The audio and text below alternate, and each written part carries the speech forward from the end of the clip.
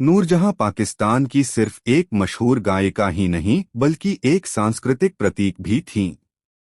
उनका असली नाम मलका जहान बेगम था और वे 1926 में पेशावर में पैदा हुई। उनका जीवन संगीत और फिल्मी दुनिया से जुड़ा रहा और उन्होंने अपनी शानदार आवाज और अनोखे अंदाज से लोगों के दिल जीते।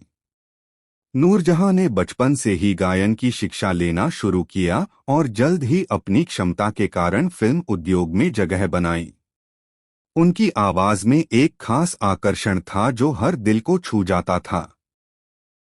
उन्होंने 1940 और 1950 के दशक में उर्दू और पंजाबी फिल्मों के लिए अनगिनत गीत गाए।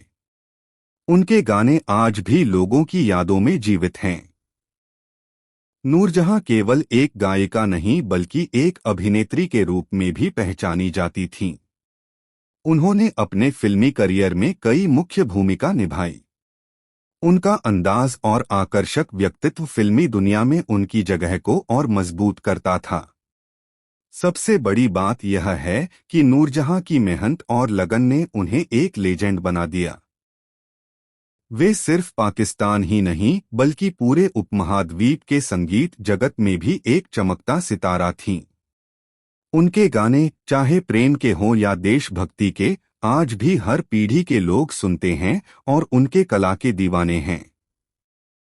नूरजहां का जीवन हमें यह सिखाता है कि मेहनत, धैर्य और लगन से इंसान अपनी मंजिल पा सकता है और अपनी आवाज और कला के माध्यम से लोगों के दिलों में हमेशा के लिए जगह बना सकता है।